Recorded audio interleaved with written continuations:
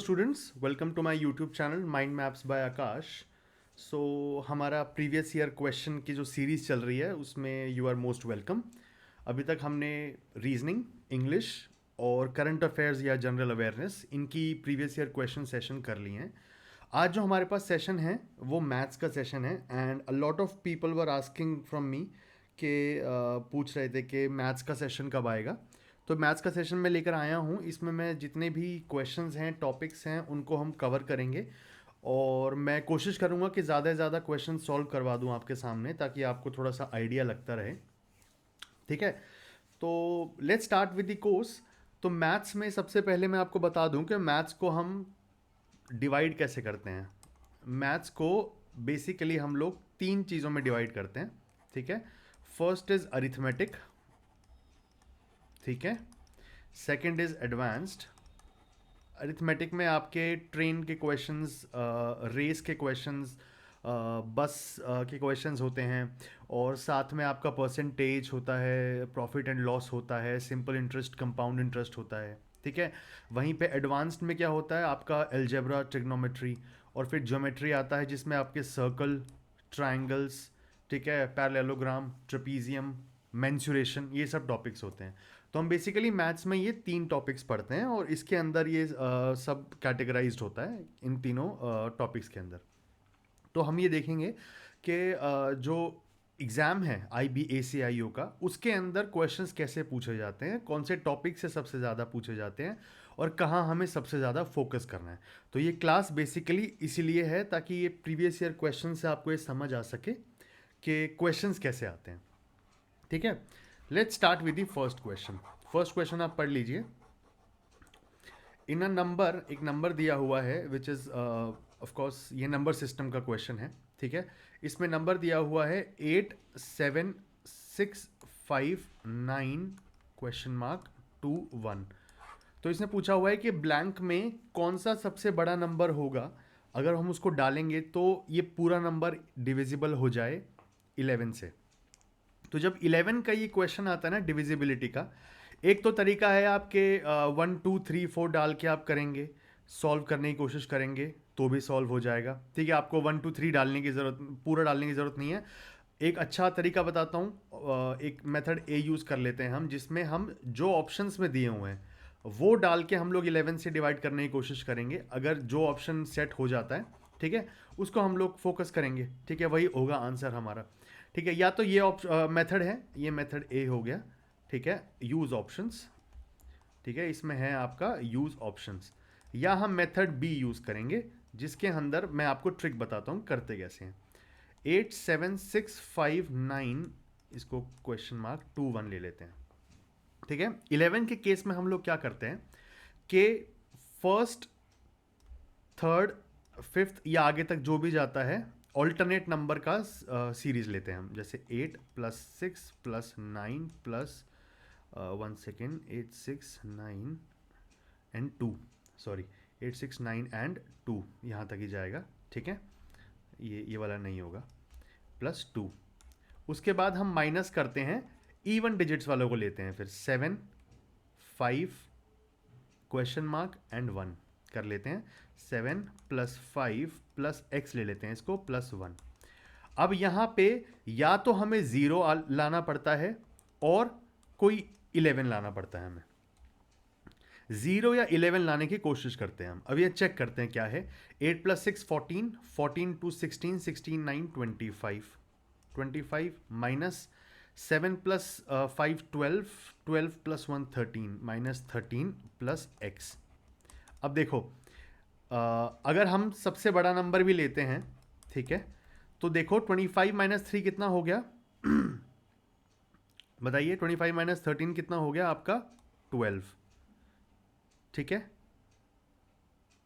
1 second, -x होगा ना ये, हाँ 12 हो गया। ठीक है, और -x, अब या तो 0 आना चाहिए और 11 आना चाहिए। अब देखिए क्या रखेंगे हम x को कि या तो 0 आ जाए 11। अब x 12 तो हो नहीं सकता, अगर 12 हो गया तो 2 डिजिट नंबर हो जाएगा, तो वो ले नहीं सकते। तो हम 12 में से क्या माइनस करें कि 0 या 11 आ जाए। तो अगर 12 में से 1 माइनस करेंगे तो 11 आ जाएगा। इसका मतलब 1 इज द नंबर। ठीक है, तो ऑप्शन में 1 कहाँ पे है, ये है, this is the correct answer. समझ गए आप? इस क्वेश्चन को आप दोबारा जाके जब देखेंगे, मतलब एक बार पीछे करके पॉज करके दोबारा ये स्टेप देखिएगा, ठीक है, आपको अच्छे से और बेहतर तरीके से समझ आएगा। तो हम ये मेथड यूज़ करते हैं जब हम ये वाले क्वेश्चंस करते हैं, 11 वाला जो सेटअप होता है। हर क्वेश्चन के लिए अलग होता है, 2 के लिए डिविजिबिलिटी के लिए अलग से देखते हैं, आगे क्वेश्चन आएंगे मैं बताऊंगा, 5 के लिए अलग से देखते हैं, ठीक है, ये सब चीज़ें हैं। तो ये क्वेश्चन समझ आया आपको? नेक्स्ट क्वेश्चन में चलते हैं। Question number 2, 25% of a number when subtracted from 100, ठीक है, gives the number itself। तो यहाँ पे x ही आएगा, ये 25% हम x यूज़ कर रहे हैं तो x ही आएगा, ठीक है। तो अब एक बात सोचिए आप कि या तो आप इसमें वही मेथड ए लगा लीजिए या तो ऑप्शन से चले जाइए। ऑप्शंस में आपको बताता हूँ कि आसान रहते हैं options.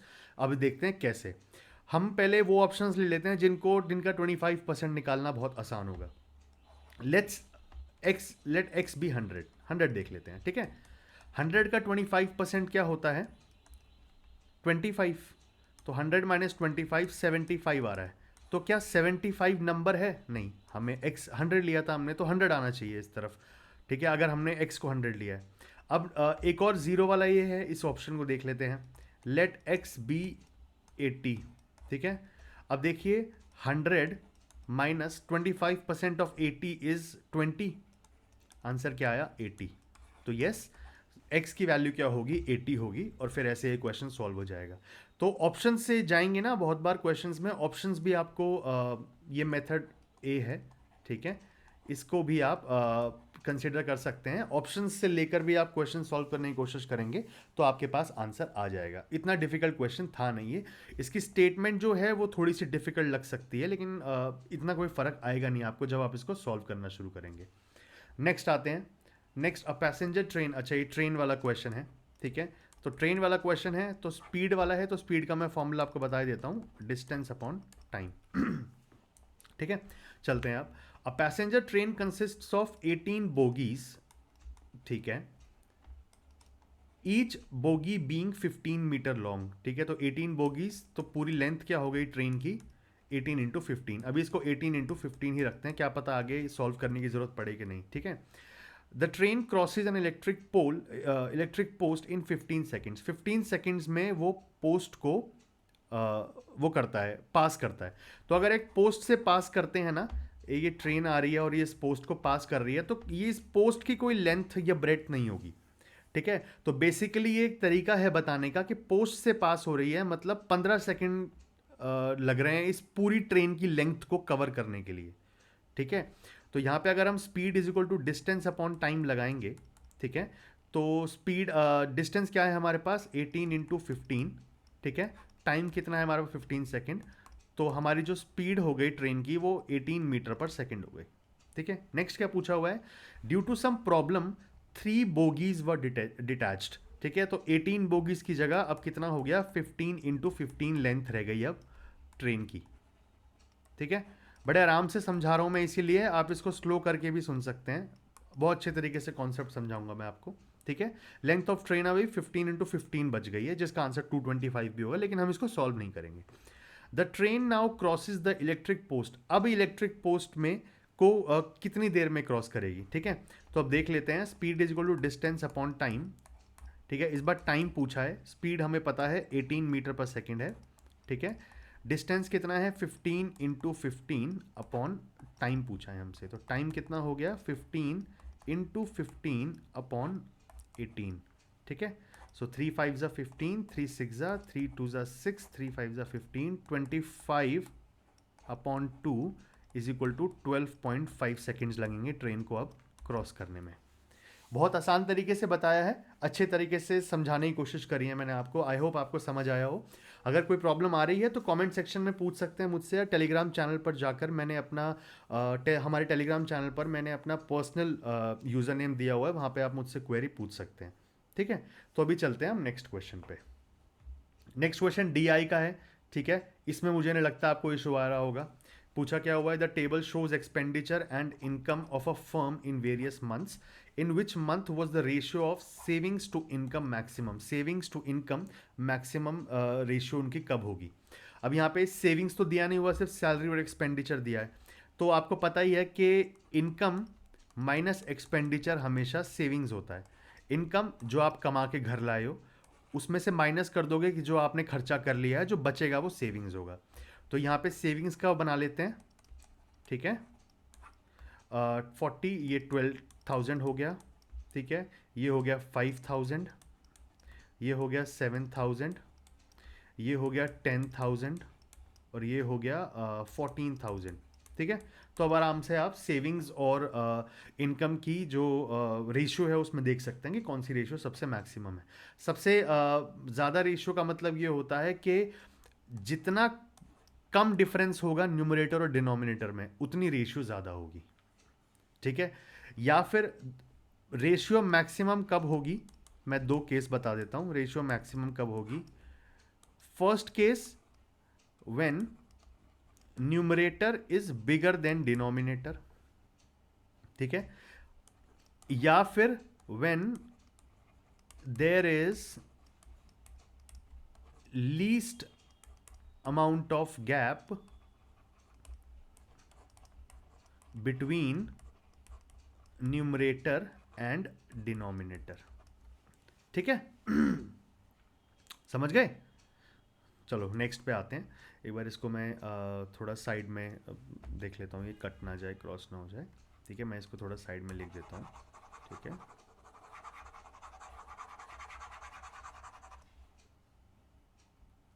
When numerator is bigger than denominator, और second case when there is least amount of gap between numerator and denominator. इन दो केसेस में हमेशा मैक्सिमम होती है रेशियो, ठीक है। नेक्स्ट क्वेश्चन पे आते हैं। ये टाइम एंड वर्क का क्वेश्चन है, ठीक है। टाइम एंड वर्क के क्वेश्चंस हर एग्जाम में आपको देखने को मिल जाएंगे और इतने मुश्किल होते नहीं है। मैं आपको समझा देता हूँ कैसे किया हुआ है। Arun and Vijay can make a painting in 3 days. Vijay and Chandan can make those paintings in 5 days. If Arun, Vijay and Chandan together finish the work in 2 days, then Arun and Chandan, तो हमसे A plus C पूछा हुआ है, ठीक है। तो इसको करते कैसे हैं, अब जब भी ये आता है ना ऐसे, ठीक है, तो हम हमेशा इसका एलसीएम लेते हैं, ठीक है।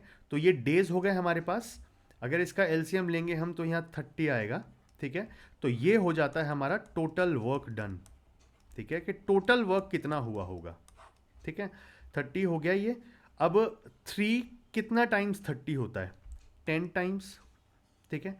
5 कितना टाइम्स 30 होता है, 6 टाइम्स। और 2 कितना टाइम 30 होता है, 15 टाइम्स, ठीक है।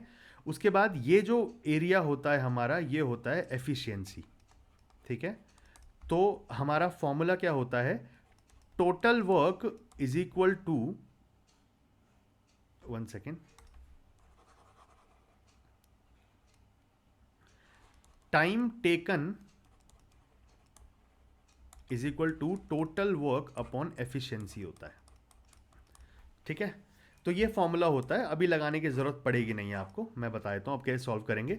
अब हमारे पास आंसर क्या आ गया, a plus b is equal to 10, b plus c is equal to 5, a plus B plus c is equal to 15, ये 6 है, ठीक है। हमसे पूछा है a प्लस सी कितना होगा, ठीक है। अब हम देख लेते हैं इसमें, a प्लस बी की वैल्यू हमें पता है 10 है, इस इक्वेशन में डाल दीजिए तो c आ जाएगा 5, ठीक है। b प्लस सी की वैल्यू 6 पता है हमें, तो b आ जाएगा उससे 1। a प्लस बी पता है हमें 10 है, तो a आ जाएगा 9। तो ये हमारे पास निकल आए तीनों की एफिशिएंसी। अब हमसे पूछा क्या हुआ है कि अरुण एंड चंदन कितनी टाइम में करेंगे, तो अरुण एंड चंदन की एफिशिएंसी क्या है, ठीक है। अरुण एंड चंदन की एफिशिएंसी है 5 प्लस 9, ठीक है। टोटल वर्क कितना करना पड़ेगा उनको, हमें निकाला है अभी, टोटल वर्क 30 है। तो टाइम टेकन कितना होगा, टाइम टेकन होगा 30 upon 14, which is 15 by 7 days। इतना वक्त लगेगा अरुण एंड चंदन को, समझ गए आप क्वेश्चन को? मैंने बहुत ही आराम से समझाने की कोशिश कर रहा हूँ, मैं जल्दी हड़बड़ाहट में नहीं करा रहा आज, ठीक है, कि आपको क्वेश्चन आराम से समझ आ सके, लैंग्वेज क्वेश्चन की समझ आ सके और आप आराम से क्वेश्चन सॉल्व कर सकें। जो मैथ्स में नए हैं उनके लिए ये थोड़ा डिफरेंट होगा, लेकिन जो मैथ्स पढ़ रहे हैं और एग्ज़ाम के लिए तैयारी की है उनको पता है कि मैं क्या बात कर रहा हूँ और क्वेश्चन सॉल्व करने की टेक्निक क्या होती है, ठीक है। नेक्स्ट, अब आते हैं यहाँ पे एवरेज पूछा हुआ है, तो एवरेज निकालने के लिए कुछ नहीं करना है आपको। एवरेज का सम जो होता है, फॉर्मूला होता है, वो होता है average is equal to total of the observations, ठीक है, अपॉन नंबर ऑफ ऑब्जर्वेशंस, ठीक है।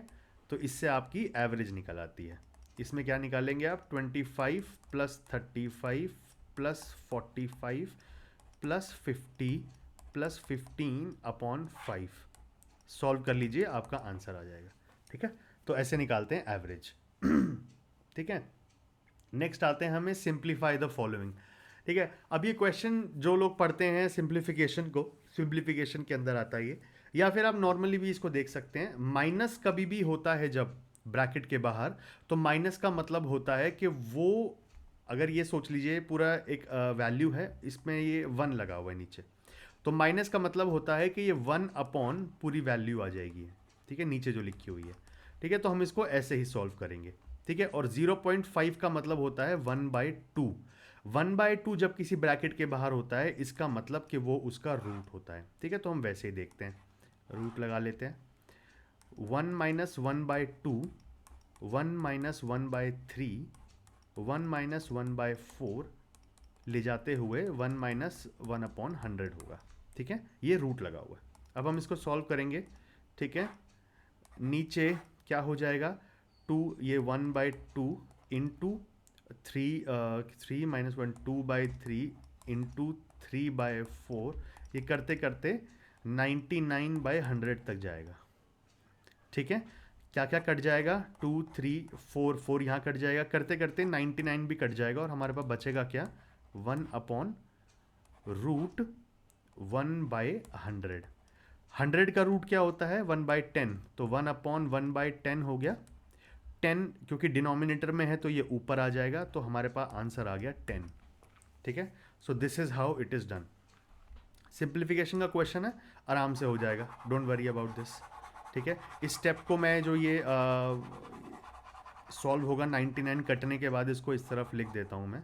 आई थिंक कि उसमें मिस हो गया हुआ है क्वेश्चन, लेकिन स्टिल मैं बता देता हूँ कि आखिरी में जो हमारे पास आंसर बचता है वो बचता है 1 अपॉन रूट 1/100। 100 का जो रूट होता है वो 10 हो जाता है, तो 1 अपॉन रूट, सॉरी ये रूट हट गया, तो ये बेसिकली हो जाएगा 1 अपॉन 1/10। 10 डिनोमिनेटर में है, नीचे वाले में, तो ऊपर आ जाएगा वो, तो ये हो जाएगा 10। 10 इज द आंसर, ठीक है। तो ये सिंप्लीफिकेशन का क्वेश्चन है। कुछ छोटी छोटी चीज़ें होती हैं मैथ्स में, जब आप वो समझते हैं तो उसके बाद ये करने में आसानी होती है आपको। अब ये पूछा हुआ है find the total surface of cube. अब ये मेंसुरेशन आ गया हमारे पास, ठीक है। तो मेंसुरेशन भी कवर किया हुआ है, which comes under geometric topic, ठीक है। टोटल सरफेस एरिया पूछा है। टोटल सरफेस एरिया एक क्यूब का होता है 6a², ठीक है। हमें दिया क्या हुआ है? Volume is 64 metre cube. Volume का फॉर्मूला होता है ए क्यूब, जो दिया हुआ है 64। अब मैंने आपको कल कहा था रीजनिंग की क्लास में कि स्क्वायर्स एंड क्यूब्स को याद कर लीजिए। 64 किसका क्यूब होता है? 4 का, तो ए हो गया हमारे पास 4। तो अगर आप फॉर्मूले में डालेंगे 6a² is equal to 6 into 4 का square, which is 16 into 6 is equal to 96 metre square. Question solve, very easy, ठीक है। नेक्स्ट आता है हमारे पास डिस्काउंट्स का। ये प्रॉफिट एंड लॉस का है, प्रॉफिट लॉस एंड डिस्काउंट का आता है, ठीक है। ये उसका क्वेश्चन है, उस टॉपिक में से पूछा हुआ है। 15% एंड 5% का सक्सेसिव डिस्काउंट क्या होगा? इसका मतलब ये आप 15 + 5 20% नहीं होगा। This is not how it is done. इसका मतलब ये है कि अगर कोई 100 रुपये की चीज़ है, उस पर 15% का डिस्काउंट लगा है, तो वो क्या हो गई? 100% की चीज़ 85 हो गई। इस 85 पर फिर 5% का डिस्काउंट लगा है और फिर कोई एक वैल्यू आई है। तो पूछा है कि जो आखिरी में वैल्यू आएगी 100% का कितना डिस्काउंट लग के आई है।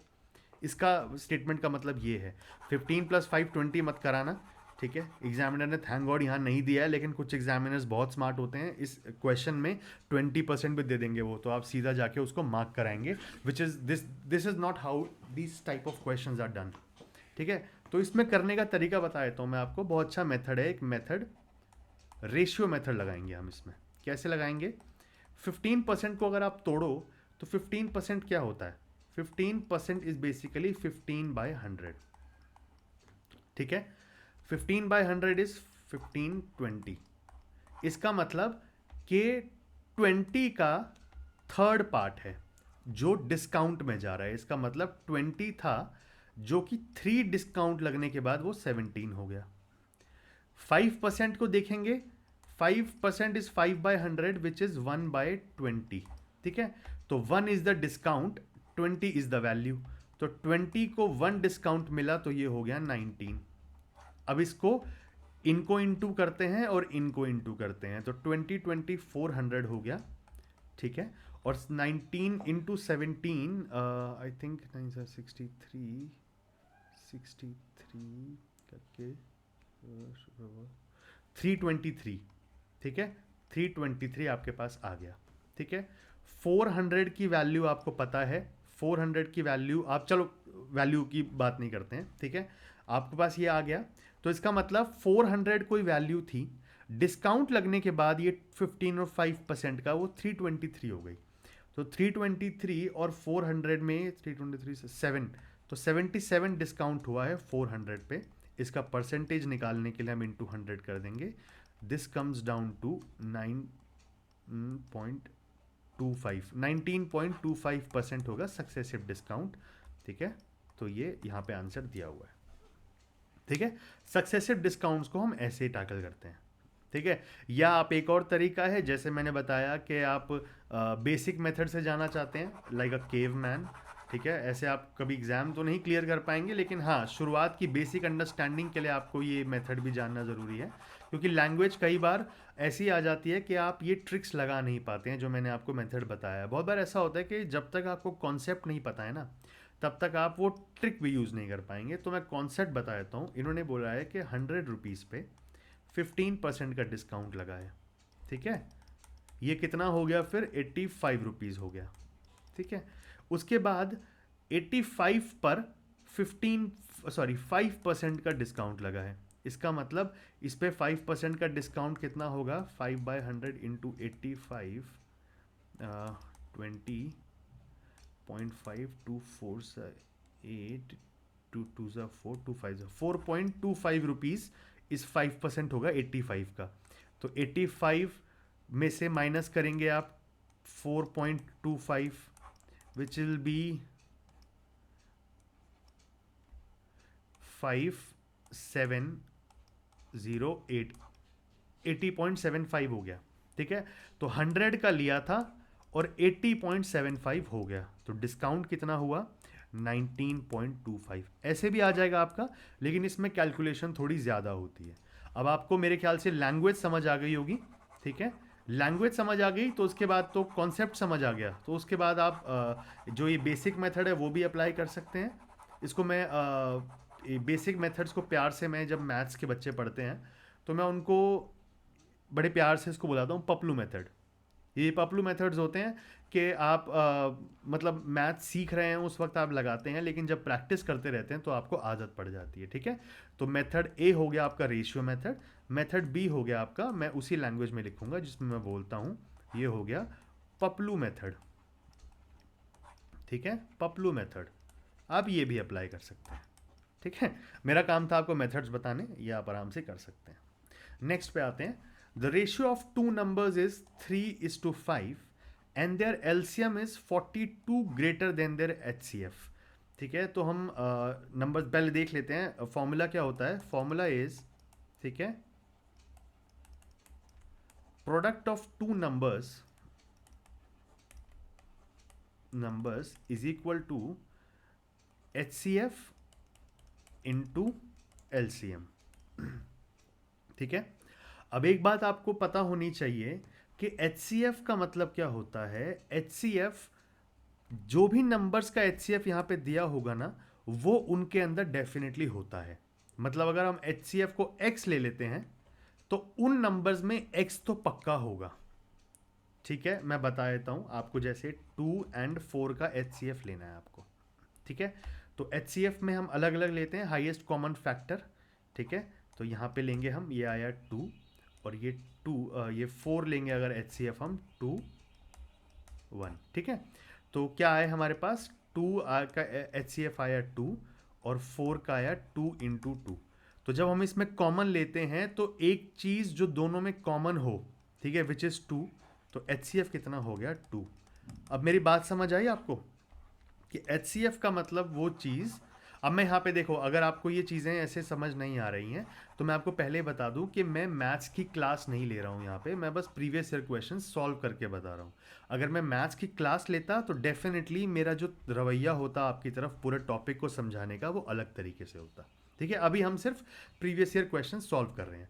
तो इसका मतलब अगर मैंने HCF को x लिया तो इन दोनों नंबर्स में भी x होगा, तो मतलब 3x into 5x, product of two numbers हो गया, इंटू x, और एलसीएम क्या दिया हुआ है HCF से 42 ज़्यादा।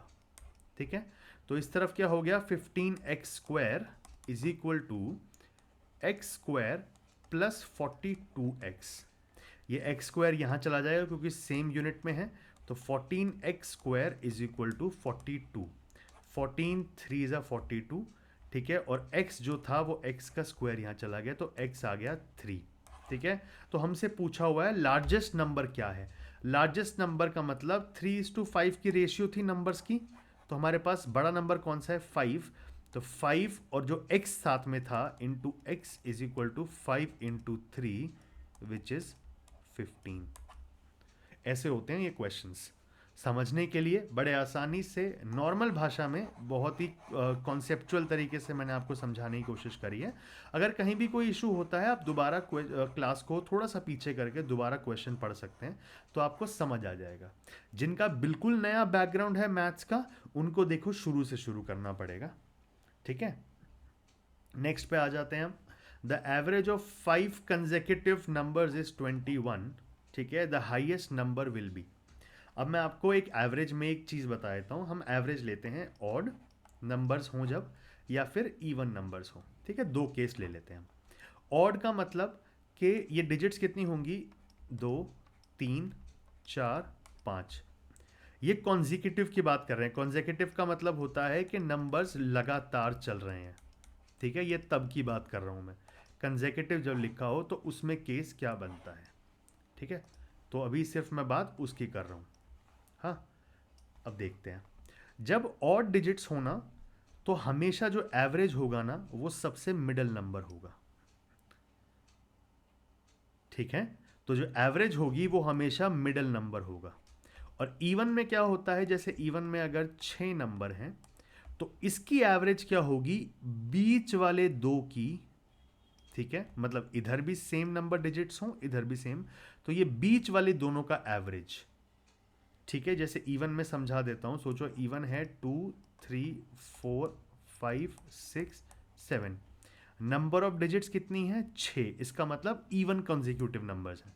इसकी एवरेज क्या होगी, ये दोनों नंबर्स हैं, इसका एवरेज 6 और 7। इधर भी दो नंबर हैं, इधर भी दो नंबर है, मतलब ये बीच के दो लेने हैं। तो 4 + 5 की एवरेज निकालने के लिए total number of observations upon number of observations, तो 9/2, तो इसकी एवरेज हो जाएगी 4.5। समझ गए, कोई रॉकेट साइंस नहीं है, बड़े तसल्ली से समझाने की कोशिश कर रहा हूँ आपको, ताकि इसलिए आराम आराम से पढ़ा रहा हूँ। तो हमारे पूछा हुआ है इन लोगों ने 5 कंसेक्यूटिव नंबर्स हैं। 5 का मतलब ये ऑड की सिचुएशन है, तो ऑड में क्या होगा कि ये एवरेज दिया हुआ है 21। तो इसका मतलब ये अगर 5 नंबर हैं, ठीक है, तो 21 ये है नंबर। तो कॉन्जिक्यूटिव नंबर्स हैं अगर, तो इधर क्या होगा 20 होगा, इधर होगा 19, इधर हो गया 22 और इधर हो गया 23। ठीक है, पूछा क्या हुआ है, the highest number will be 23। ठीक है, बड़े आराम से बताया, आपको समझ आ गया होगा। नेक्स्ट आते हैं, Sanjay and Amit can do a piece of work in 8 days। ये क्वेश्चन है, नॉर्मल है, टाइम एंड वर्क का, ये मैंने आपको बताया था, ये आप आराम से आप कर सकते हैं, ठीक है। नेक्स्ट आते हैं, अ boat goes 20 kilometres down stream in 30 minutes। The speed of stream is 10 kilometre per hour, find the speed of the boat. अभी बोट एंड स्ट्रीम के क्वेश्चन सीजीएल वगैरह में तो बहुत मुश्किल आते हैं, तो बहुत ईजी पपलू क्वेश्चन है। कैसे? देखो, जब डाउन स्ट्रीम होता है ना, ठीक है, डाउन स्ट्रीम का मतलब होता है कि उस वक्त पे जो स्पीड होती है वो बोट प्लस स्ट्रीम दोनों की स्पीड हम लोग काउंट करते हैं। जब अपस्ट्रीम कोई जा रही हो, अपस्ट्रीम का मतलब कि या तो आप बहाव के साथ आ रहे हो, ठीक है, उसको बोलते हैं डाउनस्ट्रीम, या बहाव के विरुद्ध जा रहे हो, मतलब अगेंस्ट द स्ट्रीम जा रहे हो अगर आप, तो उसको बोलते हैं हम अपस्ट्रीम। उसके अंदर हम लोग क्या करते हैं, बी माइनस एस करते हैं, ठीक है।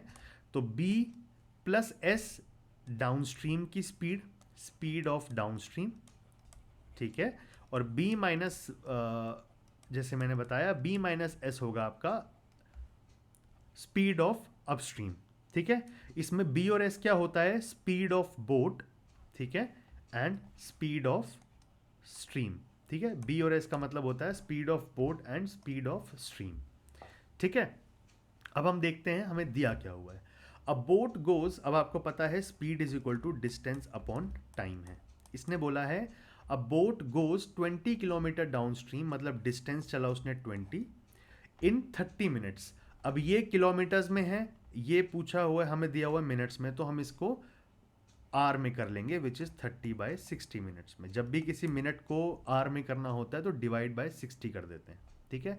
तो ये कितना हो गया, ये 1 और 2, तो ये हो गया 40, ठीक है, समझ आ गया, स्पीड आ गई 40। अब ये 40 डाउनस्ट्रीम की है, जैसे यहाँ पे लिखा हुआ है डाउनस्ट्रीम की बात हो रही है, ठीक है। तो डाउनस्ट्रीम का मतलब है कि ये b प्लस एस की वैल्यू दी हुई है, 1 सेकेंड, सॉरी, ये b प्लस एस की वैल्यू है। हमें क्या दिया हुआ है, the speed of the stream is 10 kilometre per hour, हमें s दिया हुआ है 10, तो b कितना हो गया, 30 किलोमीटर पर आवर, ठीक है। आंसर है हाँ, ये रहा, ठीक है। मुश्किल शुरुआत में लगेगा, ठीक है, लेकिन एक बार बोट एंड स्ट्रीम के क्वेश्चन आप जितने ज़्यादा ट्राई करेंगे उतना बेहतर समझ आएगा आपको, उतनी डेप्थ में समझ पाएंगे आप। नेक्स्ट पूछा हुआ है, find the volume of a sphere with diameter as 21 centimetres. Sphere का वॉल्यूम का फॉर्मूला होता है 4/3 पाई आर क्यूब। इसको कर लेते हैं, पाई इसमें बोला हुआ है 22/7 लेना है, ठीक है। डायमीटर है तो इसको रेडियस में करने के लिए 21/2 हो जाएगा, इंटू 21/2 इंटू 21/2। 2 से 4 ये गया, एक 2 से 11 गया, 7 3 ज़ा 21, 3 3 काटा पीटी शुरू कर दो, ठीक है। 21 21 441 इंटू 11 है, ठीक है। 21 क्योंकि 21 का स्क्वायर 441 होता है, इसलिए मैंने यहाँ लिख दिया, और इंटू 11 हमारा बचा हुआ है, तो 441 11, ठीक है। इसको आप सॉल्व कर लीजिएगा, आपका आंसर आ जाएगा, ठीक है। अब चलते हैं नेक्स्ट क्वेश्चन पे। अब ये मेंसुरेशन का क्वेश्चन था, राइट। अब चलते हैं नेक्स्ट पे। ये है हमारे पास क्वेश्चन ट्रेपीजियम का। क्या है इसमें, the ratio of length of the parallel sides of trapezium is 3:2। Trapezium ऐसा होता है, एक फिगर होती है जिसमें चारों जो साइड्स होती हैं वो अलग होती हैं, ठीक है। इट्स लाइक अ पैरेललोग्राम, लेकिन मतलब एक क्वाड्रिलेटरल के अंदर आता है। क्वाड्रिलेटरल टॉपिक जो है हमारे पास ज्योमेट्री में, उसके अंदर आता है। तो ट्रेपीजियम की जो सामने वाली साइड्स होती हैं ये पैरेलल होती हैं, इक्वल नहीं होती हैं कोई भी साइड, सिर्फ इसमें ये होता है ये दो पैरेलल होती हैं। इसमें हमें क्या दिया हुआ है कि length of the parallel sides की रेशियो है 2:3।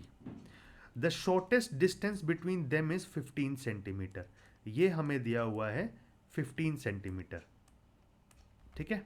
Next, if the area of trapezium is 1350 square centimetres, इसका मतलब ये हमें दिया हुआ है 1350 centimetre square, then find the difference of lengths of parallel sides, ठीक है। अच्छे से बताने की कोशिश करता हूँ, ठीक है। अब देखिए, जो एरिया होता है ट्रेपीजियम का वो कैसे होता है, half into sum of parallel sides into distance between them is equal to area। मैंने बताया आपको, इसका मतलब सॉल्व करते हैं, हाफ इंटू ये कितना हो गया 3x plus 2x into 15 is equal to 1350, जो हो गया half into 5x into 15 is equal to 1350। शुरू कर दो काटा पीटी अपनी। 15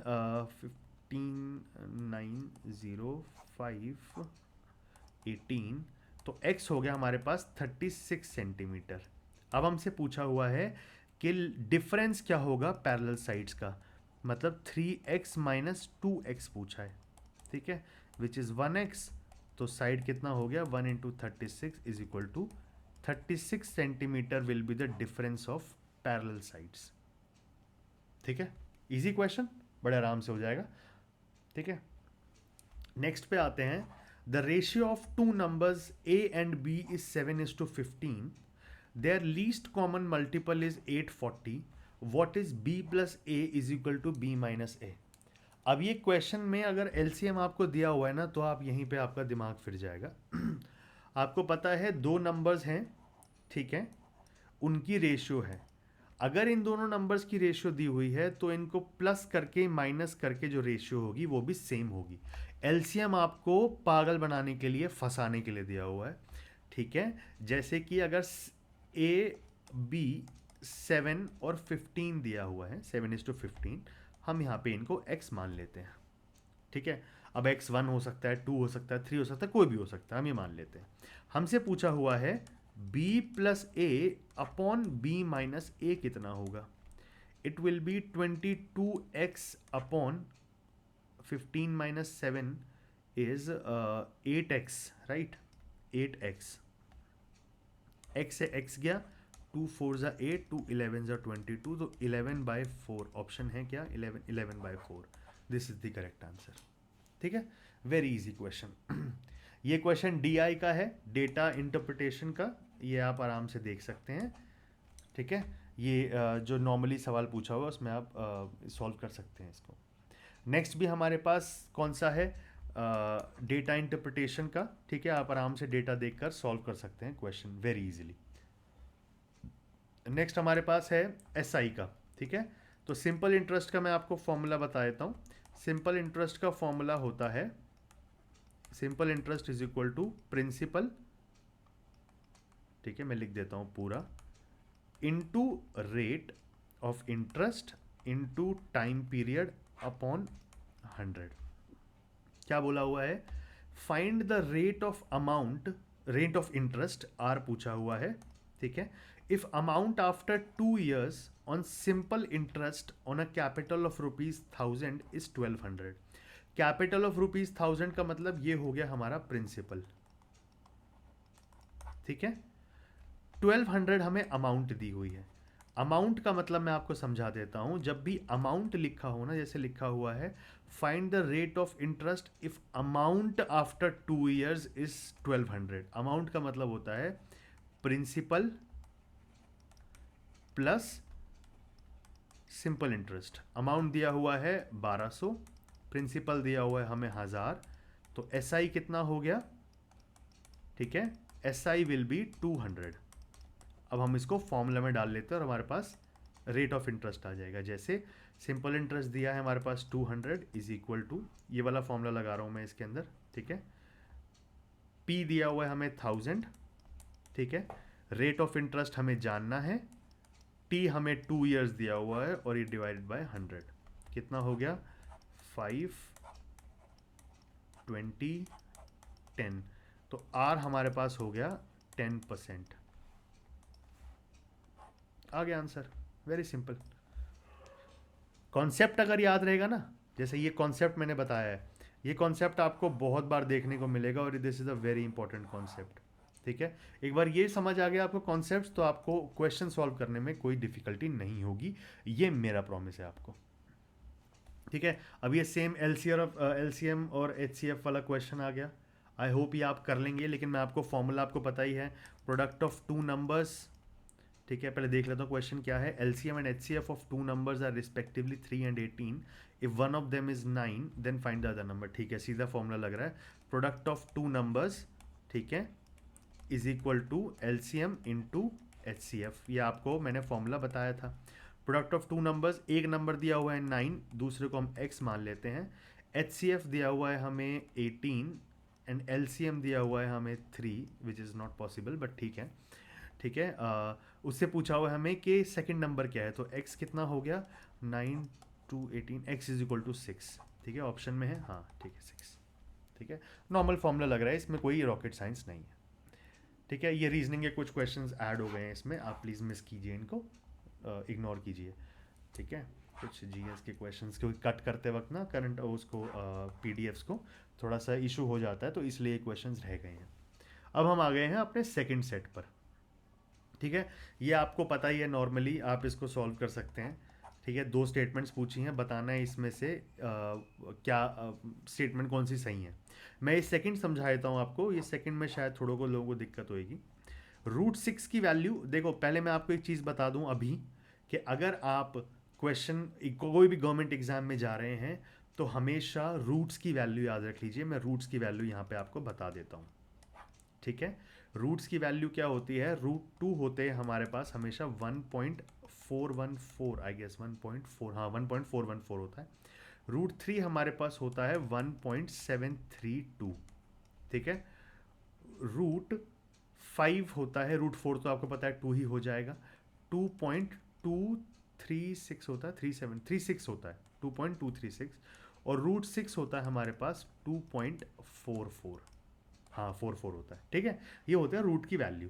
ये आपको याद है तो बहुत अच्छा है, और नहीं याद तो आप ठीक है, कोई इशू नहीं है, आप एग्जाम में ये भी सोच सकते हैं कि √5 अगर 2.236 है तो अब उससे ज़्यादा 2.44, मतलब √6 √5 से ज़्यादा ही होगा। ठीक है, 2.4 कुछ होगा, बस इतना याद रख लीजिए, वैल्यू याद रहेगा आपको। ठीक है, उसके बाद ये पूछा हुआ है कि √6 क्या बड़ा होता है क्यूब ऑफ 12 के।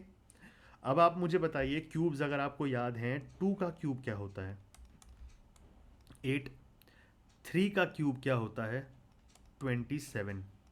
ठीक है, और 12 पड़ता है 8 के थोड़ा पास में, तो जो नंबर होगा जब क्यूब होगा 12 का तो वो 2.04 या 0.5 कुछ ऐसे होगा। तो यस, 2.4 तो बड़ा ही है 2.04 से, तो the second statement is correct and statement 1 भी ठीक है। ठीक है, तो ऐसे क्वेश्चंस को देखते हैं। ठीक है, तो कोशिश कीजिए कि थोड़ा समझ के चीज़ों को करेंगे ना तो अच्छे से आप ये कंप्लीट कर पाएंगे। ठीक है, नेक्स्ट आ जाते हैं अब, ये भी कौन सा है, ओके ये भी टाइम एंड वर्क का है। क्या क्वेश्चन है देख लेते हैं। Monika is twice as efficient as Ritu. ये मोनिका रितु एफिशिएंसी हम लोग देख रहे हैं। Monika is twice efficient as Ritu, ठीक है, and take 60 days less than Ritu to complete a job. Okay, find the time in which they can finish the job together. ठीक है, अब मैंने आपको फॉर्मूला बताया था, time is equal to total work upon efficiency. इसका मतलब टाइम और एफिशिएंसी में क्या रिलेशन है, इन्वर्सली प्रोपोर्शनल का। एफिशिएंसी बढ़ेगी टाइम कम होगा, एफिशिएंसी कम होगी टाइम बढ़ेगा। तो एफिशिएंसी यहाँ ये दिया हुआ है, तो टाइम कितना हो जाएगा 1:2, इनका उल्टा। ठीक है, अब ये बोला हुआ है कि Monika takes 60 days less than Ritu. Monika 60 days less लेती है, यहाँ पे इन दो यूनिट्स में फ़र्क कितना है 1 यूनिट। इस 1 यूनिट की वैल्यू हमें दी हुई है 60 days। मोनिका 60 days कम में काम कर लेती है रितु से। ठीक है, 1 यूनिट 60 days आ गया। ठीक है, हमें क्या पूछा हुआ है, find the time in which they can finish the job together. ठीक है, तो 1 60 days हो गया, तो 2 कितना हो गया 120 days। ठीक है, हमसे पूछा हुआ है एक साथ कितने दिनों में काम कर लेंगे, सो 120 अपॉन दोनों की एफिशिएंसीज 1 + 2, तो 120 अपॉन 3 इज इक्वल टू 40। ठीक है, ये आ गया आपका 40 days आंसर। ठीक है, नेक्स्ट अब देख लेते हैं क्या है ये। परसेंटेज का क्वेश्चन है और ये क्वेश्चन बहुत कम एग्जाम्स में आता है और थोड़ा सा ट्रिकी भी क्वेश्चन है।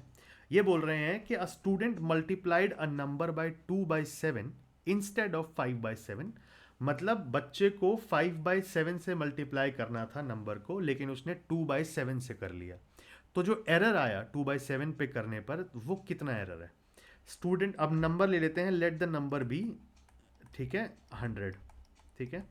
उसको करना था 100 नहीं, एक काम कर लेते हैं, नीचे 7 है ना, तो 7 का ही वो ले लेते हैं, लेट द नंबर बी 7, ठीक है, ताकि हमें आसानी हो जाए सॉल्व करने में, ठीक है। लेट द नंबर बी 7, ठीक है। उसको 7 नंबर को 5/7 से करना था, लेकिन उसने करा क्या, 7 को 2/7 से कर दिया। आंसर आना चाहिए था 5, लेकिन आंसर आया 2, ठीक है। तो कितना एरर हुआ, 3 का एरर हुआ। अब 3/5 इंटू 100 इज इक्वल टू 60%। तो एरर कितना आया, हाँ 60%। समझ गए, ठीक है। नेक्स्ट क्वेश्चन पे आ जाओ, ये तो बहुत इजी क्वेश्चन है, ठीक है। सॉल्व करते जाओगे, जैसे ये 81 इंटू 23 प्लस 7 का क्यूब इज 7/7 49, 343 होता है 7 का cube, into 8 plus question mark 2 यहाँ पे जाके इंटू हो जाएगा। ये आप नॉर्मली सॉल्व कर सकते हो। It's a very normal and easy question. ये क्वेश्चन इतना ईजी है कि एग्जाम हॉल में आपको इन क्वेश्चंस को सॉल्व करने में दिक्कत नहीं होनी चाहिए। इसका अगर दिक्कत हो रही है तो that means your maths preparation is lacking somewhere, ठीक है। तो थोड़ा ध्यान रखना। अब ये पाई चार्ट का क्वेश्चन है, लेकिन बेसिकली ये है डेटा इंटरप्रिटेशन का ही या डेटा रिप्रेजेंटेशन का, ठीक है। तो आप ये आराम से कर सकते हैं। नेक्स्ट आते हैं, अच्छा आपसे पूछा हुआ है which of the following statements is correct, ठीक है। आपको कुछ नहीं करना है, आपको ये P into R into T by 100, ठीक है, ये वाला फॉर्मूला लगाना है, ठीक है, और आपका आंसर निकल आएगा। देख लेना कौन सी स्टेटमेंट्स ठीक है, कौन सी स्टेटमेंट गलत है, ठीक है। नेक्स्ट आता है हमारे पास, ये भी DI का क्वेश्चन है, ठीक है। एक बार क्वेश्चन देख लेते हैं। क्वेश्चन क्या है, the given table shows quantities of commodities consumed by a family in a year, by what percentage is consumption of millets more than bajra. बाजरा से मिलेट्स की कंजम्पशन कितनी ज़्यादा है? बाजरा कितनी कंजम्पशन है, 50। मिलेट्स की कितनी है, 100। बाजरा से कितनी ज़्यादा है, 50। कितनी ज़्यादा है बाजरा से, 50। बाजरा की कितनी है, 50 इंटू 100% निकाल देंगे तो कितना हो गया, 100%, ठीक है। तो इसका मतलब मिलेट्स की जो कंजम्पशन है वो 100% ज़्यादा है बाजरा से। क्वेश्चन में पूछा हुआ है, हमने इसका आंसर कर दिया, ठीक है। अब ये क्वेश्चन है पास और फेल होने का। ये क्वेश्चन बहुत लोगों को बड़ा ट्रिकी लगता है, मैं बड़े अच्छे समझाने की कोशिश करूंगा आपको, ठीक है। In a contest a participant secured, एक पार्टिसिपेंट ए ले लेते हैं हम, उसको 30% आए, ठीक है, but failed to proceed to the next round by 30 points, ठीक है, लेकिन वो 30 पॉइंट से रह गया पास होते होते, ठीक है। अगर 30 पॉइंट्स और ले आता तो वो पास हो जाता है, इसका मतलब 30 पॉइंट्स लेफ्ट, बच गए 30 पॉइंट्स। अगर ये आ जाते तो वो पास हो जाता। दूसरा, another candidate securing 30 points more than the qualifying marks, मतलब क्वालिफाइंग मार्क्स से, ठीक है, 30 पॉइंट ज़्यादा मिले उसे, क्वालिफाइंग मार्क्स से 30 पॉइंट्स कम मिले। क्वालिफाइंग मार्क्स 30 पॉइंट ज़्यादा मिले और इसकी परसेंटेज कितनी आई है, इसकी आई है 45%। जब भी ऐसे क्वेश्चंस आते हैं तो हम क्या करते हैं, फेल को पास कराने, फेल को पास कराने की कोशिश करते हैं, फेल को पास कराते हैं, ठीक है। और जो पास है उसको बिल्कुल एवरेज मार्क्स, जो पासिंग मार्क्स हैं उसको पासिंग मार्क्स के पास लेकर आते हैं, ठीक है।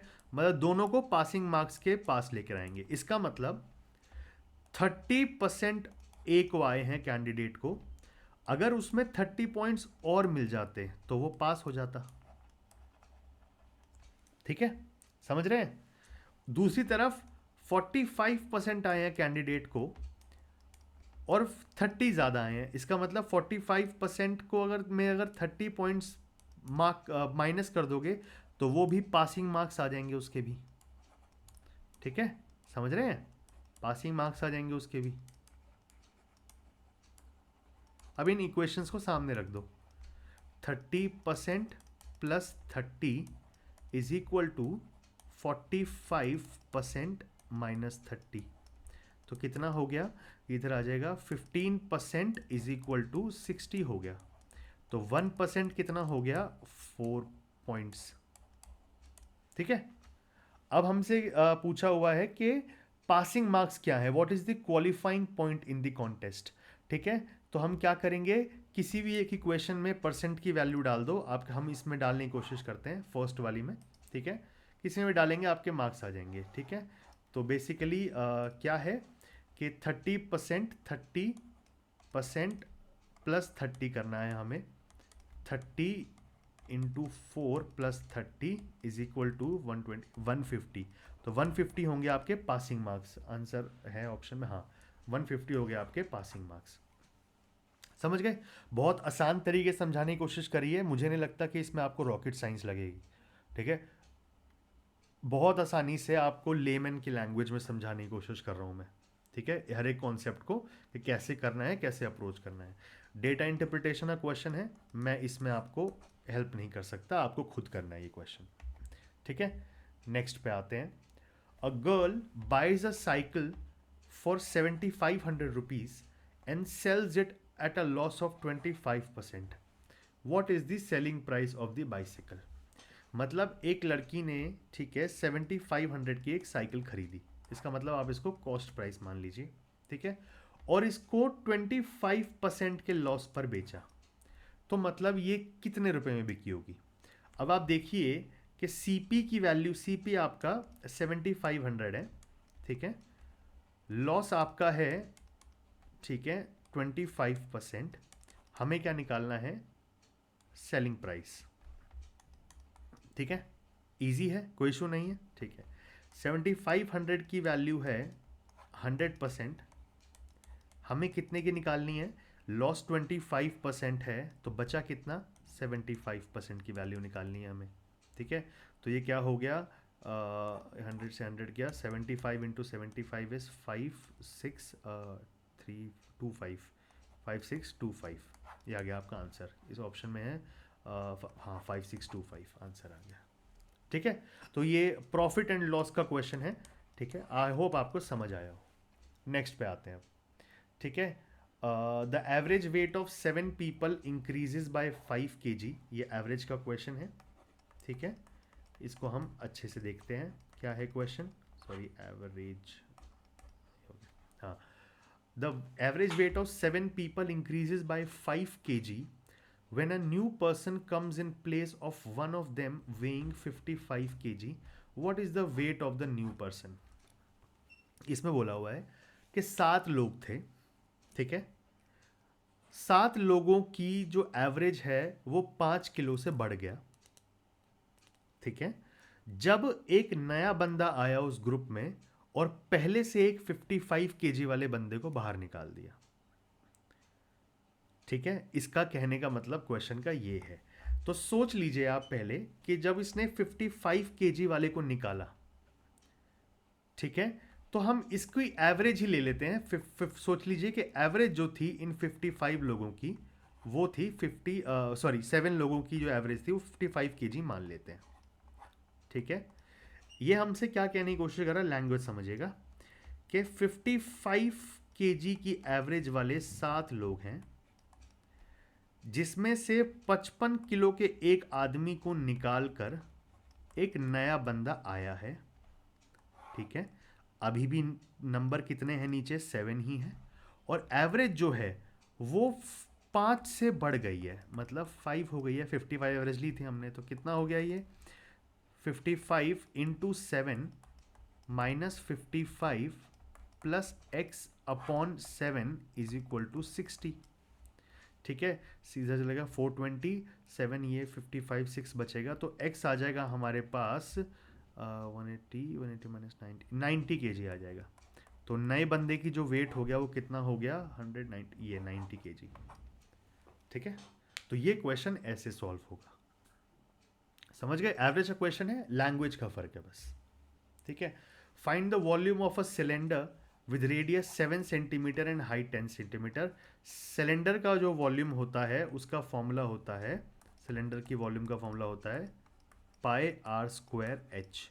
आराम से डिजिट्स डालिए। मतलब मेंसुरेशन जो मेरे को देख के लग रहा है कि मेंसुरेशन 2D नहीं है, 3D है बेसिकली सबसे ज़्यादा।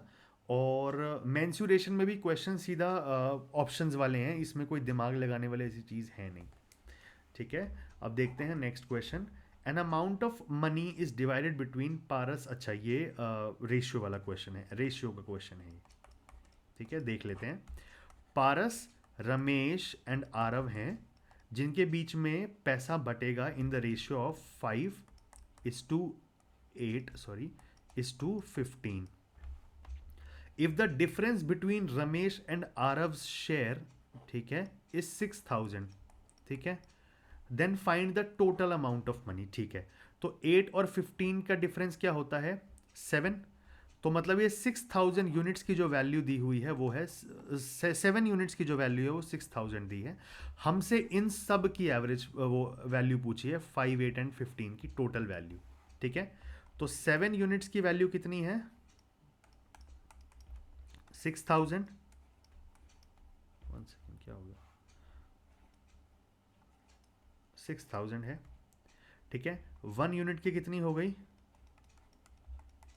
1 यूनिट की हो गई आपके पास 6,000 डिवाइडेड बाय 7।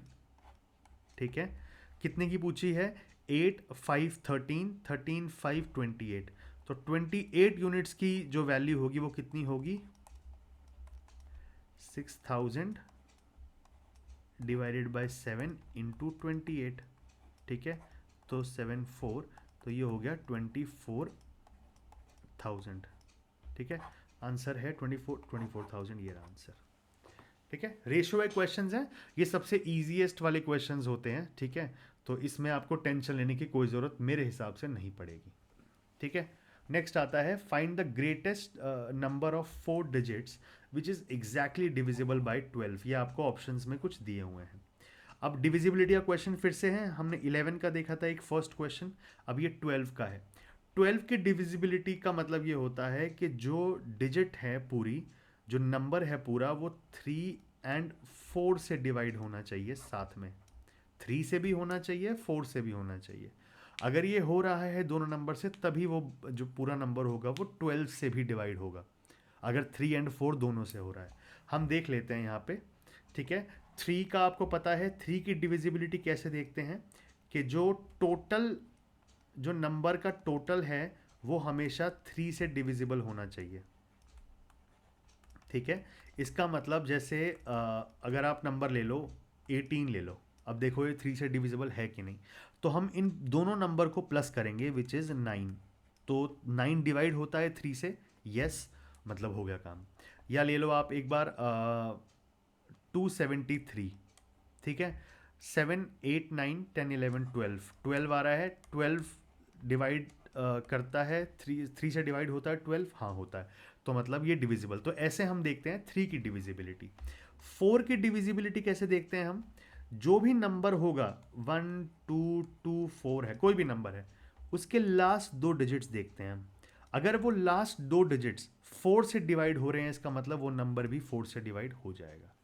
ठीक है, अब ऑप्शंस की तरफ चलते हैं। ग्रेटेस्ट नंबर ढूंढने की जरूरत थी क्यों हमें, जब ऑप्शंस दिए हुए हैं। ठीक है, ऑप्शंस में फर्स्ट ऑप्शन उठाते हैं, 9998। ठीक है, अगर 3 से भी देखोगे तो 9 + 9 + 9 27, 27 + 8 इज 35। 35 से कटता है 3, नहीं कटता, तो मतलब ये 12 से भी नहीं होगा। नेक्स्ट पे आते हैं, 9, 9, 9, 27, 27 + 6 इज 33। 33 कटता है 3 से, हाँ, 3 × 11 इज 33। तो ये हमारा आंसर ठीक है। नेक्स्ट पे चलते हैं, एक बार देख लेते हैं। 9999, ठीक है, 4 × 9 36, 3 से कटेगा डेफिनेटली। तो 4 भी देख लेते हैं कि 3 से तो कट रहा है, 4 भी देख लेते हैं। तो लास्ट के 2 डिजिट्स कौन से? 99। 99 4 से कटता है? नहीं कटता, तो ये ऑप्शन भी गलत हो गया। नेक्स्ट आते हैं 3, 9, 9, 27, ये 31। 31 नहीं कटता 3 से, तो ये ऑप्शन भी खराब। तो गलत क्या, सही ऑप्शन क्या है? 9996, ऑप्शन बी। ठीक है, नेक्स्ट आते हैं हम अपने ट्राइंगल के एरिया पे। अब देखो यहाँ पे क्वेश्चन में ये नॉर्मली जो बच्चे होते हैं जो सिर्फ फॉर्मूलाज याद करके जाते हैं कि ट्राइंगल का फॉर्मूले लगाकर एरिया निकाल लेंगे, ये वैसा नहीं है। जैसे क्या होता है कि जब आप कभी 90 डिग्री का एंगल का वो देखते हैं, ठीक है, जैसे ऑल्टीट्यूड गिरा हुआ है यहाँ पे, ठीक है, तो हम क्या करते हैं, half into base into height लगा देते हैं। ये सेम हम राइट एंगल ट्राइंगल में भी करते हैं, ठीक है। एरिया निकालना होता है इक्विलेटरल ट्राइंगल का, उसका फॉर्मूला भी होता है। लेकिन ऐसा क्या करें हम कि जब ये 3 दिए हुए हैं हमें, ठीक है, 3 साइड्स दी हुई हैं ट्राइंगल की। अब ना तो ये राइट एंगल ट्राइंगल है, ठीक है, ना तो ये कोई वो ट्राइंगल है इक्विलेटरल ट्राइंगल। इक्विलेटरल ट्राइंगल होता तो भी निकल जाता। तो ये कौन सा ट्राइंगल है, ये है आइसोसेलिस ट्राइंगल। आप देखेंगे जब 2 साइड सेम होती है तो उस ट्राइंगल को बोलते हैं हम आइसोसेलिस ट्राइंगल, ठीक है। तो अब हम देखते हैं कि इसका कैसे निकालते हैं फॉर्मूला। पहले हम निकालते हैं इसका फर्स्ट स्टेप, देख लेते हैं। फर्स्ट स्टेप होता है सेमी पेरीमीटर, ठीक है। वो कैसे होता है, सेमी पेरीमीटर, उसका होता है S इज इक्वल टू, इसका S से डिनोट करते हैं इसको, A plus B plus C by 2। तो S कितना आ गया हमारे पास, 6 + 6 + 8 is equal by 2 is equal to S is equal to 12 to 20, ये S हो गया 10। पहले हम S निकालते हैं। सेकेंड स्टेप क्या करते हैं हम, ठीक है, सेकेंड जो स्टेप होगा, 1 second, the pen has stop working. Second step होगा, ठीक है, एरिया। एरिया कैसे निकालते हैं, फिर हम लगाते हैं रूट, 1 सेकेंड,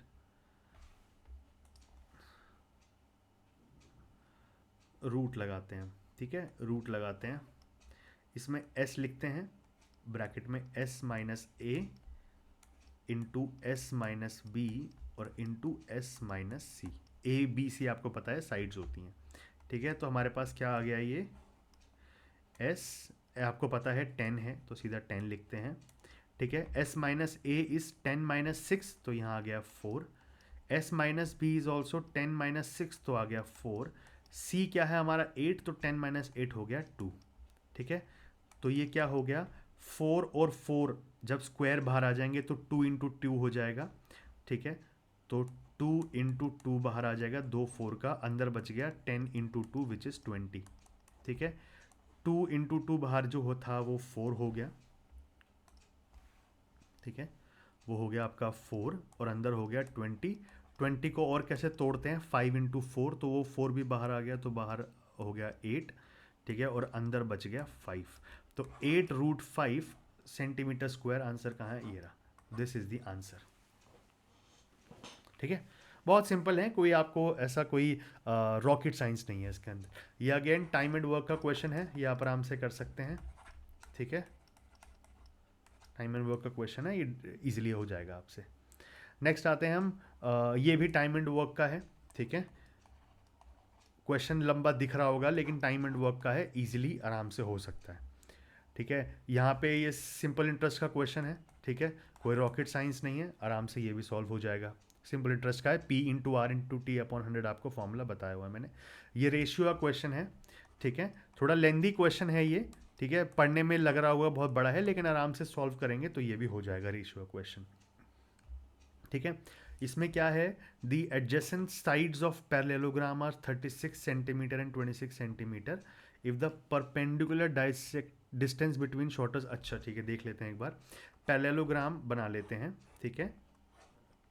ये बोला हुआ है 36 सेंटीमीटर और 27 सेंटीमीटर जो है, ठीक है, ये एडजेसेंट साइड्स हैं, तो सामने वाली भी 27 हो गई और ये 36 होगी। पैरेललोग्राम के सामने वाली साइड्स जो होती हैं वो इक्वल होती हैं, पैरेलल और इक्वल, ठीक है। तो अब देख लेते हैं एक बार, ठीक है, तो ये दोनों पैरेलल साइड्स हैं सामने सामने वाली और ये दोनों पैरेलल हैं, तो ये पैरेलल और इक्वल होती है, उसको बोलते हैं पैरेललोग्राम, ठीक है। If the perpendicular distance between the shorter sides is 12 centimetre, ठीक है, okay, then what is the perpendicular distance between the longer sides. तो ये पूछा हुआ है हमसे कि लॉन्गर साइड में जो परपेंडिकुलर डिस्टेंस है वो कितना होगा। अब आपको एक बात बता दूं मैं कि जब हम एरिया पढ़ते हैं पैरेललोग्राम का तो हम ये क्या देखते हैं कि एरिया ऑफ पैरेललोग्राम क्या होता है? बेस इनटू हाइट, ठीक है। तो एक बेस इनटू हाइट तो हमें पता दिख रहा है कि हम 12 इंटू 27 भी कर सकते हैं, ठीक है, इंटू 27, ठीक है। तो बेस इनटू हाइट एक साइड का इक्वल होगा दूसरी साइड के बेस इनटू हाइट से, ठीक है। तो अगर आप ये वाली दो साइड्स लेते हैं, ये और ये बेस इनटू हाइट आपने ले लिया, ये हमेशा इक्वल होगा इसके, क्योंकि एरिया ऑफ पैरेललोग्राम तो कोई भी लोगे इक्वल ही होगा, ठीक है। तो 12 इंटू 27 जो है ये इक्वल होगा 36 इंटू परपेंडिकुलर डिस्टेंस जो हमसे पूछा है। ये आ जाएगा आपका 12 3 ज़ा 36, 3 9 ज़ा, तो परपेंडिकुलर डिस्टेंस आपका आ गया 9 सेंटीमीटर, ठीक है। Easy easy peasy, no problem, ठीक है। तो अब एक बार हम समझ लेते हैं, ये हमारे क्वेश्चंस थे आज के जो मैथ्स के हमने करने थे। अब हम समझ लेते हैं कि मैथ्स में बेसिकली पूछा क्या है, ठीक है। तो हम एक कंक्लूजन पे आ जाते हैं कि कंक्लूजन ये है कि हमारे को, ठीक है, एडवांस नहीं पूछी है, ठीक है। ये हमने देख लिया, ट्रिग्नोमेट्री और एलजेब्रा, ठीक है, ये टॉपिक्स एग्जाम में नहीं पूछे हैं। किसमें? IBACIO में हमसे पूछे गए हैं एरिथमेटिक, सबसे ज़्यादा एरिथमेटिक है, ठीक है। एरिथमेटिक सबसे ज़्यादा हमारे पास क्वेश्चंस पूछे गए हैं टॉप, और सेकंड नंबर पे जो आता है हमारे पास वो आता है ज्योमेट्री, जिसके अंदर ट्रेपीजियम, ठीक है, ज्योमेट्री आती है, 1 सेकेंड, जिसके अंदर ट्रेपीजियम, ठीक है, क्वाड्रिलेटरल, ये सब पूछे हुए और मेंसुरेशन पूछी हुई है। तो ये दो टॉपिक्स जो हैं वो सबसे ज़्यादा इंपॉर्टेंट है, ठीक है। तो प्रीवियस ईयर क्वेश्चंस का फ़ायदा क्या हुआ कि एरिथमेटिक में हमें ज़्यादा वक्त नहीं लगाना है, फॉर्मूलाज वगैरह याद कर लीजिए बस, एलजेब्रा वगैरह ट्रिग्नोमेट्री के, उसके अलावा आपको डीपली नहीं देखना है उसको। हमारे को सबसे ज़्यादा फोकस जो करना है ना, वो हमें करना है एरिथमेटिक पे फोकस, ताकि एरिथमेटिक से हमें मार्क्स स्कोर कर सकें हम, और उसमें हम मार्क्स अच्छे से ला सकें, और मैथ्स का जो टॉपिक है वो कवर हो सके, ठीक है। तो ये समझ आया आपको उससे, प्रीवियस ईयर क्वेश्चन से, कि हमें पढ़ना क्या है, ठीक है। सो ये हमारा सेशन था जिसमें हमने देखे हैं कि प्रीवियस ईयर क्वेश्चंस कैसे पूछे जा रहे हैं, कौन से टॉपिक से आ रहे हैं, ठीक है। So this was the whole idea behind this session. आपको मैथ्स में ऑफ कोर्स जो नए हैं उनको बड़ा अजीब लग रहा होगा मैथ्स में, बट क्योंकि मतलब ठीक है, मैं मैथ्स में बहुत शुरू से ही बैकग्राउंड भी रहा है मेरा, ठीक है, तो इसलिए मुझे कभी इशू नहीं हुआ मैथ्स में। लेकिन ये मैथ्स स्कूल में नहीं थी तो इसलिए मुझे आगे सीखनी पड़ी। कुछ टाइम पहले सी सैट की वजह से मैंने सी सैट के लिए यूपीएससी में पूरा मैथ्स देखा था उसका, एंड ऑफ कोर्स ACIU का एग्ज़ाम में निकाला था, उसमें देखा था मैंने। और फिर उसके बाद CGL के एग्ज़ाम्स में पढ़ाने के लिए, मैथ्स पढ़ाने के लिए करता था मैं, तो उसमें मैथ्स मैंने सीखा, पढ़ाया। तो मैथ्स मेरी स्ट्रॉन्ग है, मुझे इशू नहीं होता मैथ्स के अंदर। तो वैसे ही, क्योंकि जो लोग नए हैं मैथ्स में, मैं उनको बता दूं कि अरिथमेटिक करने में आपको 1 महीना लगेगा। मैं विद रिवीजन बता रहा हूँ आपको, आप रिवीजन भी करेंगे, क्वेश्चंस भी सॉल्व करेंगे, आपको 1 महीना लगेगा, ठीक है। तो जो लोग मैथ्स की टेंशन ले रहे हैं वो मैथ्स की टेंशन ना लें, आराम से आपका मैथ्स हो जाएगा, ठीक है। और अरिथमेटिक आप आराम से यहाँ से कर सकते हैं, ठीक है, कोई इशू नहीं आएगा आपको। अरिथमेटिक है और थोड़ी ज्योमेट्री है, ठीक है, वो भी हम लोग आराम से फॉर्मूलाज वगैरह जो हैं वो देख लेंगे, ठीक है। तो ये मैथ्स का सेशन था। आई होप आपको समझ आया हो क्या करना है आपको। अब थोड़ी टेंशन आपकी कम हो गई होगी कि हमें फोकस क्या है। अब आपको अपनी मछली की आंख दिख गई होगी। बी लाइक अर्जुन, ठीक है, keep studying and keep sharing these videos. जो अगर आपको अच्छी लग रही हैं वीडियोस, यहाँ तक आप आए हैं, तो अपने फ्रेंड्स के साथ भी इसको शेयर कीजिए, बिकॉज जैसे मैं हमेशा बोलता हूँ, शेयरिंग इज़ केयरिंग। देखिए पूरी वीडियो को, और कोई भी कंटेंट कभी देखना शुरू करते हैं ना तो उसको बीच में छोड़ना नहीं चाहिए, क्योंकि अधूरा ज्ञान कभी नहीं रखना चाहिए, पूरा पॉइंट ऑफ व्यू समझना चाहिए एक एडुकेटर का, ठीक है। तो यहाँ तक आए हैं आप, thank you so much for watching this video. And जिन लोगों ने टेलीग्राम चैनल सब्सक्राइब नहीं किया वो जाके आराम से टेलीग्राम चैनल सब्सक्राइब कर सकते हैं, ठीक है। मैं थंबनेल में दे देता हूँ उसका यूज़र नेम है टारगेट, ठीक है, IB एग्ज़ाम्स, ठीक है, टारगेट IB एग्ज़ाम्स, ठीक है। आप इस चैनल पर जाकर सब्सक्राइब कर सकते हैं। सारी वीडियोस के लिंक, शेड्यूल पूरे IB कोर्स का आपको डायरेक्टली यहाँ से मिल सकता है, ठीक है, तो आपको कहीं और जाने की ज़रूरत नहीं है, एक ही जगह पर मैं आपको सारा कंटेंट दूंगा। फर्स्ट वीक जो हमारा इस संडे तक चलेगा उसमें हम प्रीवियस ईयर क्वेश्चंस कर रहे थे। नेक्स्ट वीक हमारा पूरा जनरल स्टडीज़ का, करंट अफेयर्स का रहेगा, हम लोग अच्छे से ये चीज़ें कवर करेंगे। Thank you so much for watching this video. Bye bye.